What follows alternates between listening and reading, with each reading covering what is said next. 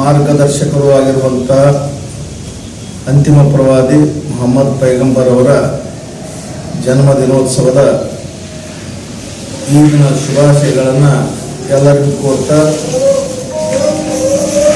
ಪರಮದಾಸೋಹಿ ಶ್ರೀ ಶರಣ ಬಸವೇಶ್ವರರನ್ನ ಮನಸ್ಸಿನಲ್ಲಿ ಸ್ಮರಿಸಿಕೊಳ್ತಾ, ಸರ್ವಧರ್ಮಗಳ ಸಂತ ಶ್ರೇಷ್ಠರನ್ನ ದಾರ್ಶನಿಕರನ್ನ ಮನಸ್ಸಿನಲ್ಲಿ ನೆನೆಯುತ್ತಾ, ನಮ್ಮ ಕರೆಗೆ ಹೋಗೊಟ್ಟು ಆಗಮಿಸಿರುವಂಥ ಮಾಧ್ಯಮ ಮಿತ್ರರೇ, ನಮ್ಮೊಂದಿಗೆ ಪತ್ರಿಕಾಗೋಷ್ಠಿಯಲ್ಲಿ ಉಪಸ್ಥಿತರಿರುವಂಥ ಎಲ್ಲರಿಗೂ ಮತ್ತೊಮ್ಮೆ ನಾನು ನಮಸ್ಕರಿಸುತ್ತಾ, ಆದ್ಮೇಲೆ ಈಗಾಗಲೇ ಪ್ರಾಸ್ತಾವಿಕವಾಗಿ ಮಾತನಾಡ್ತಿರ್ಬೇಕಾದ್ರೆ ಸುಷ್ಮಿತಾ ಬಾರಿಗೆರವರು ಹೇಳಿದರು, ನಮ್ಮ ಜನಪ್ರಿಯ ಶಾಸಕರಾಗಿರುವಂಥ ವಿಜಯಾನಂದ ಕಾಶಪ್ಪನವರಿಗೂ ಸಚಿವರಾಗಬೇಕು ಅನ್ನುವಂಥ ಒಂದು ಅಭಿಲಾಷೆಯನ್ನು ಹೊತ್ತು ಅನೇಕರು ತಮ್ಮ ಅಭಿಲಾಷೆಗೆ ಅನುಗುಣವಾಗಿ ಅದಕ್ಕೆಲ್ಲ ಹೊತ್ತಿದ್ರು. ಈಗಾಗಲೇ ನಾವು ಮಾಧ್ಯಮಗಳಲ್ಲಿ ತಾವು ಕೂಡ ಪ್ರಸಾರ ಮಾಡಿದ್ದೇವೆ. ಅನೇಕರು ದೇವಸ್ಥಾನಗಳನ್ನು ದರ್ಶನ ಮಾಡಿ ಹರಕೆ ತೀರಿಸಿದ ನಿನ್ನೆ ಕರಡಿ ಗ್ರಾಮದಲ್ಲಿ ಒಬ್ಬರು ಗುರು ಸೇವೆ ಮಾಡಿದರು. ಅಭಿಮಾನ ಅನ್ನುವುದು ಒಬ್ಬ ಜನನಾಯಕನಿಗೆ ಇರಬಹುದಾದಂಥ ಒಂದು ಬೆಂಬಲದ ಪ್ರತೀಕ, ಅಭಿಮಾನದ ಪ್ರತೀಕ ಅಂತ ನಾನು ಅನ್ಕೊಂಡಿದ್ದೇನೆ. ಜನನಾಯಕರಾದವರು ಇನ್ನಷ್ಟು ಬೆಳೆಯಲ್ಲಿ ಇನ್ನಷ್ಟು ಎತ್ತರದ ಸ್ಥಾನಕ್ಕೆ ಹೋಗಲಿ ಅನ್ನೋದು ಮತಕ್ಷೇತ್ರದ ಮತದಾರರು ಮತ್ತು ಅಭಿಮಾನಿಗಳ ಆಶಯ ಕೂಡ ಆಗಿರುತ್ತದೆ. ಈ ನಿಟ್ಟಿನಲ್ಲಿ ಕುಲಕರ್ಣಿಪೇಟೆಯ ಸಮಸ್ತ ಭಕ್ತರಾದಿಯಾಗಿ ಯೂನಿಯನ್ ಸಂಸ್ಥೆ ಹಾಗೂ ಇಳಕಲ್ಲಿನ ವಿವಿಧ ಸಂಘ ಸಂಸ್ಥೆಗಳ ಯುವಕರು ಹಾಗೂ ವಿಜಯಾನಂದ ಕಾಶಪ್ಪನವರ ಅಭಿಮಾನಿ ಬಳಗ ಇವರೆಲ್ಲ ಸೇರಿ ಮಾನ್ಯ ಶಾಸಕರಾಗಿದ್ದಾಗ, ಇದು ಕೂಡ ಅವರು ಶಾಸಕರು ಜೊತೆಗೆ ಸಚಿವರು, ಬರೀ ಶಾಸಕರಾಗಿದ್ದಾಗ ಅವರನ್ನ ಸಚಿವರಾಗಿ ಮಾಡಬೇಕು. ಆ ಸಚಿವರಾಗಿ ಮಾಡಬೇಕಾದ್ರೆ ಜನಾಶೀರ್ವಾದ ಬೇಕು, ರಾಜಕೀಯದ ಒಂದು ಬೆಂಬಲ ಬೇಕು, ಜೊತೆಗೆ ಮತದಾರರ ಮತ್ತು ಹಿತೈಷಿಗಳ ಹಾರೈಕೆಯೂ ಬೇಕು. ಈ ನಿಟ್ಟಿನಲ್ಲಿ ಈ ಎಲ್ಲ ತರುಣರು, ನಾನು ಹೆಸರಿಸಿದಂಥ ಎಲ್ಲ ತರುಣರು ಬಾದಾಮಿ ಬನಶಂಕರಿಗೆ ಹರಕೆ ಹೊತ್ತು ವಿಜಯಾನಂದ ಕಾಶಪ್ಪನವರು ಸಚಿವರಾದಲ್ಲಿ ನಾವು ಇಳಕಲ್ಲಿನಿಂದ ಬಾದಾಮಿ ಬನಶಂಕರಿವರೆಗೆ ಪಾದಯಾತ್ರೆ ಹೊರ್ತೀವಿ ಅಂತ ಒಂದು ಹರಕೆಯನ್ನು ಹೊತ್ತಿದ್ರು. ಅದರಲ್ಲಿ ಪ್ರಮುಖವಾಗಿ ನಮ್ಮ ಮಾಂತೇಶ್ ಹಿರೇಮಠವರು, ವಿಜಯ್ ಜಾನಕಿಯವರು, ಮಂಜುನಾಥ್ ವನ್ಕಿಯವರು, ವಿದ್ಯಾಸಾಗರ್ ದೇವಾಂಗ್ ಮಠ ಅವರು, ಇವರ ಒಂದು ಮತ್ತು ನಮ್ಮ ಸಂಘಟಕರಾದಂಥ ರಾಜೀವ್ ಇವರ ಒಂದು ನೇತೃತ್ವದಲ್ಲಿ ಸುಮಾರು 15 ಜನ ಪಾದಯಾತ್ರೆ ಹೋಗ್ತಾರೆ. ಅವರ ಜೊತೆ ಮತ್ತಾರಾದರೂ ಊರಿಗೆ ಆಸೆ ಪಟ್ಟು ಬರುವಂಥ ಅನೇಕ ಅಭಿಮಾನಿಗಳು ಕೂಡ ಅವ್ರ ಜೊತೆ ಹೆಜ್ಜೆ ಹಾಕ್ತಾರೆ. ಮತ್ತು ಸುಮಾರು 50 ಜನ ಕುಲಕರ್ಣಿಪೇಟೆಯ ನಮ್ಮ ಅಕ್ಕ ತಂಗಿಯರು ಅದೇ ಪಾದಯಾತ್ರೆ ದಿನಗಳು, ನನ್ನ ನಾಳೆನೇ ದಿನಾಂಕವನ್ನು ನಾನು ಆಗಲೇ ಹೇಳಿಲ್ಲ, 26ನೇ ತಾರೀಕು ಅದರ ಕಾರ್ಯಕಲಾಪ, 27ನೇ ತಾರೀಕು ಅದರ ಕಾರ್ಯಕಲಾಪಗಳ ಬಗ್ಗೆ ರಾಜೀವ್ ಮಾತಾಡ್ತಾರೆ. ಸುಮಾರು 50 ಜನ ಮಹಿಳೆಯರು ಅದೇ ದಿನ ಸಂಜೆ ಬಾದಾಮಿ ಬನಶಂಕರಿಗೆ ಒಂದು ದೇವಸ್ಥಾನದಲ್ಲಿ ಪೂಜೆ, ಅಭಿಷೇಕ, ಪಾರಾಯಣಗಳನ್ನು ಮಾಡ್ತಾರೆ. ಇದರ ಪಾದಯಾತ್ರೆ ಹೊರಟಂತ ಅಭಿಮಾನಿಗಳಿಗೆ, ಈ ಯುವಕರಿಗೆ ಅಶೋಕ್ ಚಲವಾದಿ ಅವರು ಹಾಗೂ ಅಮೀರ್ ಇಟ್ಕಿ ಅವರು ಟಿ ಶರ್ಟ್ ಕೊಡುವುದರ ಮುಖಾಂತರ ಒಂದು ಉತ್ತೇಜನವನ್ನು ಕೊಡ್ತಾರೆ. ಆಮೇಲೆ ಬೆಳಗಿನ ಅಲ್ಪೋಪಹಾರವನ್ನ ನಮ್ಮ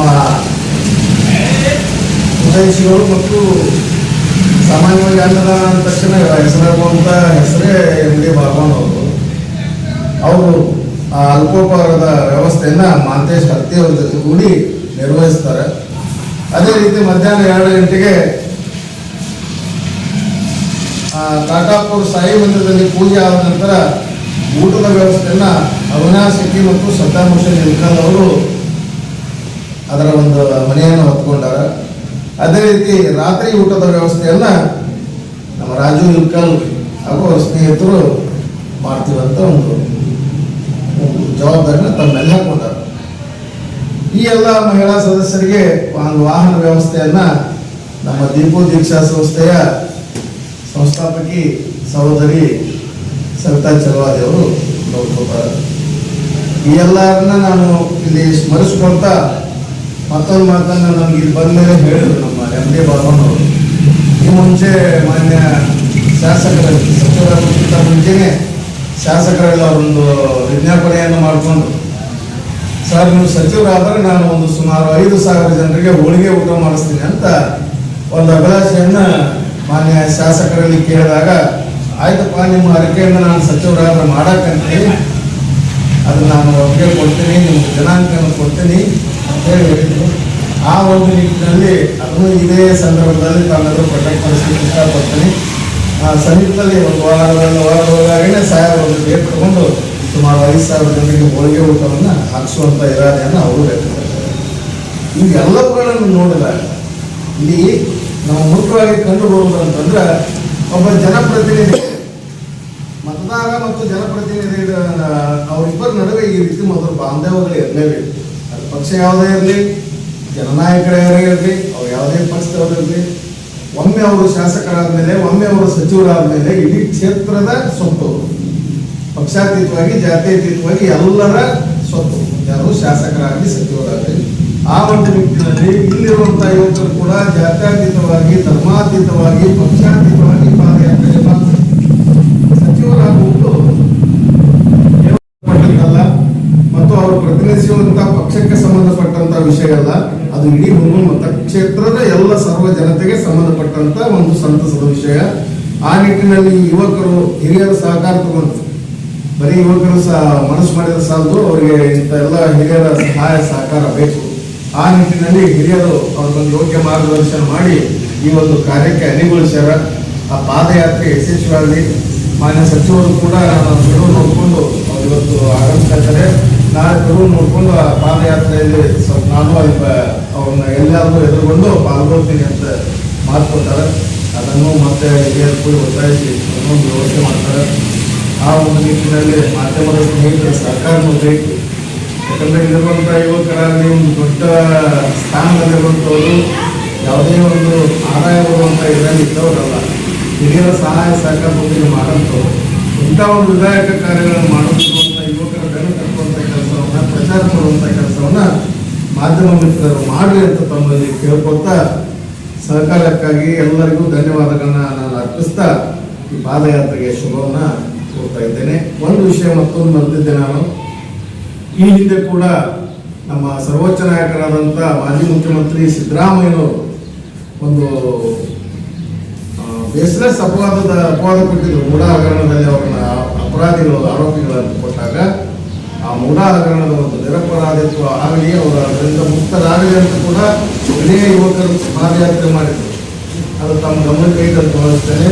ಪ್ರಚಲಿತ ಘಟನೆಗಳಿಗೆ ಸ್ಪಂದಿಸುವಂಥ ಮನೋಭಾವವನ್ನು ಯುವಕರು ಬೆಳೆಸಿಕೊಂಡಿರುವುದು ಒಂದು ಒಳ್ಳೆಯ ಬೆಳವಣಿಗೆ. ಈ ರೀತಿ ಅವರಿಂದ ಇನ್ನಷ್ಟು ವಿಧಾಯಕ ಕಾರ್ಯಗಳು ಬರಲಿ ಅಂತ ನಾನು ಆಶಿಸ್ತಾ ನನ್ನ ಮಾತಿಗೆ ವಿರಾಮ ಹೇಳ್ತೇನೆ. ಮಾಧ್ಯಮ ಮಿತ್ರರಿಗೂ ನಮಸ್ಕಾರಗಳು ಮತ್ತು ಎಲ್ಲ ನಮ್ಮ ಭೂಮಿಯ ಹಿರಿಯರಿಗೂ ಕೂಡ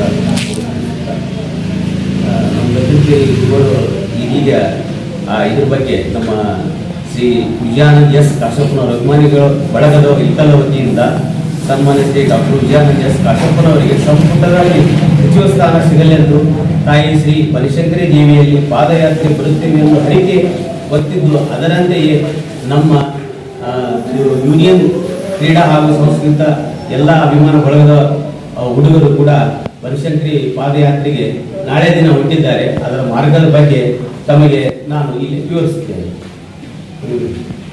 ಬೆಳಿಗ್ಗೆ 5:30 ಗಂಟೆಗೆ ಶ್ರೀ ಶರಣಬಸವೇಶ್ವರ ದೇವಸ್ಥಾನದಿಂದ ಪ್ರಾರಂಭವಾಗಿದ್ದು, ಬೆಳಿಗ್ಗೆ ಅದರಂತೆ 6:30 ಗಂಟೆಗೆ ಶ್ರೀ ಪುರಮ್ಮ ದೇವಿ ಗುಡಿಯಲ್ಲಿ ಪೂಜೆ ಇರುತ್ತದೆ ಮತ್ತು ಮಧ್ಯಾಹ್ನ 2 ಗಂಟೆಗೆ ಕಾಟಾಪುರದ ಶ್ರೀ ಸಾಯಿ ಮಂದಿರದಲ್ಲಿ ಪೂಜೆ ಇರುತ್ತದೆ ಮತ್ತು ಸಾಯಂಕಾಲ 5 ಗಂಟೆಗೆ ಶ್ರೀ ಶಿವಯೋಗ ಮಂದಿರದಲ್ಲಿ ಪೂಜೆ ಇರುತ್ತದೆ ಮತ್ತು ಸಂಜೆ 7 ಗಂಟೆಗೆ ಶ್ರೀ ಬಾದಾಮಿ ಬನಶಂಕರಿ ದೇವಸ್ಥಾನ ತಲುಪುವುದು. ಸಂಜೆ 7:30 ಗಂಟೆಗೆ ತಾಯಿ ಶ್ರೀ ಬನಶಂಕರಿ ದೇವಿಗೆ ವಿಶೇಷ ಪೂಜೆ ನೆರವೇರಿಸಲಾಗುವುದು. ಇದರಂತೆ ನಮಃ. ನಮ್ಮ ಮೂಲ ಮತಕ್ಷೇತ್ರಕ್ಕೆ 24 ವರ್ಷಗಳ ನಂತರ ಸಚಿವ ಸ್ಥಾನ ಸಿಕ್ಕಿದ್ದು ನಮಗೆಲ್ಲರಿಗೂ ಸಂತೋಷದ ವಿಷಯ.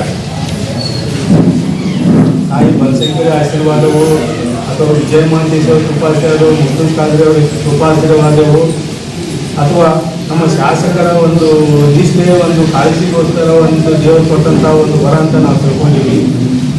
ಅದರ ಅಂಗವಾಗಿ ನಮ್ಮ ಕುಲಕರ್ಣಿಪೇಟೆಯ ಯೂನಿಯನ್ ಸಂಸ್ಥೆ ಹಾಗೂ ಕ್ರೀಡಾ ಸಂಸ್ಥೆಯು ಈ ವರ್ಷ 5ನೇ ವರ್ಷಕ್ಕೆ ಪಾದಾರ್ಪಣೆ ಮಾಡ್ಲಿಕ್ಕೆ ಇದಕ್ಕೆ ನಮ್ಮ ಎಲ್ಲ ಓಣಿಯ ಗುರು ಹಿರಿಯರು, ಯುವಕರು ಎಲ್ಲರೂ ತನ್ನ ಮನದಿಂದ ಯಾವುದೇ ಸ್ವಾರ್ಥ ಇಲ್ಲದೇ ದುಡಿಯುವಂಥ ಒಂದು ಸಂಸ್ಥೆ ಇರೋದ್ರಿಂದ ಎಲ್ಲರೂ ಇದು ಯಶಸ್ವಿಯಾಗಿ ನಡೀತಾ ಇದೆ.